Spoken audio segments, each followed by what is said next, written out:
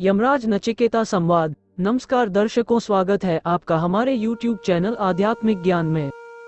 हमारे धर्म ग्रंथ में मृत्यु के देव यमराज से जुड़े दो ऐसे प्रसंग आते हैं जब यमराज को इंसान के हट के आगे मजबूर होना पड़ा था। पहला प्रसंग सावित्री से संबंधित है, जहां यमराज को सावित्री के हट पर मजबूर होकर उसके पति सत्यवान को पुनः जीवित करना पड़ा। जबकि दूसरा प्रसंग एक बालक नचिकेता से संबंधित है, जहां यमराज को एक बालक की जिद के आगे मजबूर होकर उसे मृत्यु से जुड़े गूढ़ रहस्य बताने पड़े। हम आपको यमराज और सावित्री के प्रसंग के बारे में पहले बता चुके हैं। आज हम जानेंगे यमराज और नचिकेता से जुड़े प्रसंग को और उनके बीच हुए संवाद को। पुराणों में वर्णित है यमराज और यमलोक से जुड़े ये रहस्य। इस प्रसंग का वर्णन हिंदू धर्मग्रंथ कठोपनिषद में मिलता है। इसके अनुसार नचिकेता वाजश्रवस उद्दालक ऋषि के पुत्र थे। एक बार उन्होंने विश्वजीत नामक ऐसा यज्ञ किया जिसमें सब कुछ दान कर दिया जाता है। दान के वक्त नचिकेता ये देखकर बेचैन हुआ कि उनके पिता स्वस्थ गायों के बजाय कमजोर बीमार गाय दान कर रहे हैं। नचिकेता धार्मिक प्रवृत्ति का और बुद्धिमान था। वो तुरंत समझ गया कि मोह के कारण ही पिता ऐसा कर रहे हैं। पिता के मोह को दूर करने के लिए नचिकेता ने पिता से सवाल किया कि वे अपने पुत्र को किसे दान देंगे। उद्दालक ऋषि ने इस सवाल को टाला, लेकिन नचिकेता ने फिर यही प्रश्न पूछा। बार बार यही पूछने पर ऋषि क्रोधित हो गए और उन्होंने कह दिया कि तुझे यमराज को दान करूंगा। पिता के वाक्य से नचिकेता को दुख हुआ, लेकिन सत्य की रक्षा के लिए नचिकेता ने मृत्यु को दान करने का संकल्प भी पिता से पूरा करवा लिया। तब नचिकेता यमराज को खोजते हुए यमलोक पहुंच गया। यम के दरवाजे पर पहुंचने पर नचिकेता को पता चला कि यमराज वहां नहीं है। फिर भी उसने हार नहीं मानी और 3 दिन तक वहीं पर बिना खाए पिए बैठा रहा। यम ने लौटने पर द्वारपाल से नचिकेता के बारे में जाना तो बालक की पितृभक्ति और कठोर संकल्प से वे बहुत खुश हुए। यमराज ने नचिकेता की पिता की आज्ञा के पालन और 3 दिन तक कठोर प्रण करने के लिए 3 वर मांगने के लिए कहा। तब नचिकेता ने पहला वर पिता का स्नेह मांगा, दूसरा अग्नि विद्या जानने के बारे में था, तीसरा वर मृत्यु रहस्य और आत्मज्ञान को लेकर था। यम ने आखिरी वर को टालने की भरपूर कोशिश की और नचिकेता को आत्मज्ञान के बदले कई सांसारिक सुख सुविधाओं को देने का लालच दिया, लेकिन नचिकेता को मृत्यु का रहस्य जानना था। अतः नचिकेता ने सभी सुख सुविधाओं को नाशवान जानते हुए नकार दिया। अंत में विवश होकर यमराज ने जन्म मृत्यु से जुड़े रहस्य बताए। आइए अब हम जानते हैं कि नचिकेता ने यमराज से क्या सवाल किए और यमराज ने उनका क्या उत्तर दिया। किस तरह शरीर से होता है ब्रह्म का ज्ञान व दर्शन। मनुष्य शरीर 2 आँख, 2 कान, 2 नाक के छिद्र, 1 मुंह, ब्रह्मरंध्र, नाभि, गुदा और शिशन के रूप में 11 दरवाजों वाले नगर की तरह है, जो ब्रह्म की नगरी ही है। वे मनुष्य के हृदय में रहते हैं। इस रहस्य को समझकर जो मनुष्य ध्यान और चिंतन करता है, उसे किसी प्रकार का दुख नहीं होता है। ऐसा ध्यान और चिंतन करने वाले लोग मृत्यु के बाद जन्म मृत्यु के बंधन से भी मुक्त हो जाता है। क्या आत्मा मरती या मारती है? जो लोग आत्मा को मारने वाला या मरने वाला मानते हैं, वे असल में आत्मा को नहीं जानते और भटके हुए हैं। उनकी बातों को नजरअंदाज करना चाहिए, क्योंकि आत्मा न मरती है, न किसी को मार सकती है। कैसे हृदय में माना जाता है परमात्मा का वास?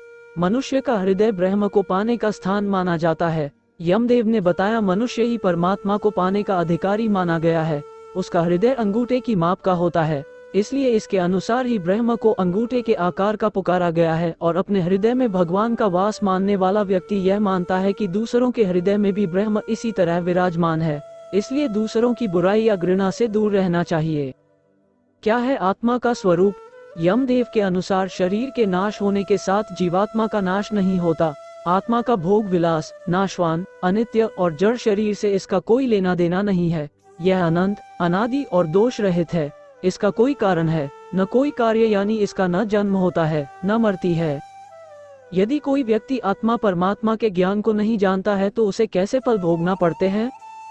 जिस तरह बारिश का पानी एक ही होता है, लेकिन ऊंचे पहाड़ों पर बरसने से वो एक जगह नहीं रुकता और नीचे की ओर बहता है, कई प्रकार के रंग रूप और गंध में बदलता है, उसी प्रकार एक ही परमात्मा से जन्म लेने वाले देव, असुर और मनुष्य भी भगवान को अलग अलग मानते हैं और अलग मानकर ही पूजा करते हैं। बारिश के जल की तरह ही सुर असुर कई योनियों में भटकते रहते हैं। कैसा है ब्रह्म का स्वरूप और वे कहाँ और कैसे प्रकट होते हैं?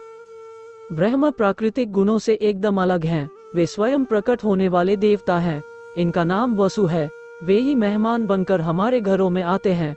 यज्ञ में पवित्र अग्नि और उसमें आहुति देने वाले भी वसु देवता ही होते हैं।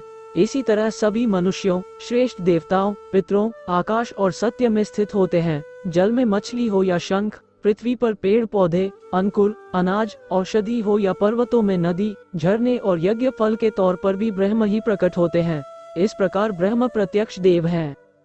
आत्मा निकलने के बाद शरीर में क्या रह जाता है? जब आत्मा शरीर से निकल जाती है तो उसके साथ प्राण और इंद्रिय ज्ञान भी निकल जाता है। मृत शरीर में क्या बाकी रहता है? यह नजर तो कुछ नहीं आता, लेकिन वह परब्रह्म उस शरीर में रह जाता है जो हर चेतन और जड़ प्राणी में विद्यमान है। मृत्यु के बाद आत्मा को क्यों और कौन सी योनियां मिलती हैं? यमदेव के अनुसार अच्छे और बुरे कामों और शास्त्र, गुरु, संगति, शिक्षा और व्यापार के माध्यम से देखी सुनी बातों के आधार पर पाप पुण्य होते हैं। इनके आधार पर ही आत्मा मनुष्य या पशु के रूप में नया जन्म प्राप्त करती है। जो लोग बहुत ज्यादा पाप करते हैं वे मनुष्य और पशुओं के अतिरिक्त अन्य योनियों में जन्म पाते हैं। अन्य योनियां जैसे पेड़ पौधे, पहाड़, तिनके आदि। क्या है आत्मज्ञान और परमात्मा का स्वरूप? मृत्यु से जुड़े रहस्यों को जानने की शुरुआत बालक नचिकेता ने यमदेव से धर्म अधर्म से संबंध रहित कार्य कारण रूप प्रकृति, भूत, भविष्य और वर्तमान से परे परमात्म तत्व के बारे में जिज्ञासा कर की। यमदेव ने नचिकेता को प्रतीक रूप में परब्रह्म का स्वरूप बताया। उन्होंने बताया कि अविनाशी प्रणव यानी ओंकार ही परमात्मा का स्वरूप है। ओंकार ही परमात्मा को पाने के सभी आश्रयों में सबसे सर्वश्रेष्ठ और अंतिम माध्यम है। सारे वेद, कई तरह के छंदों व मंत्रों में यही रहस्य बताए गए हैं। जगत में परमात्मा के इस नाम व स्वरूप की शरण लेना ही सबसे बेहतर उपाय है। जानकारी अच्छी लगी हो तो चैनल को लाइक, शेयर और सब्सक्राइब जरूर करें। धन्यवाद।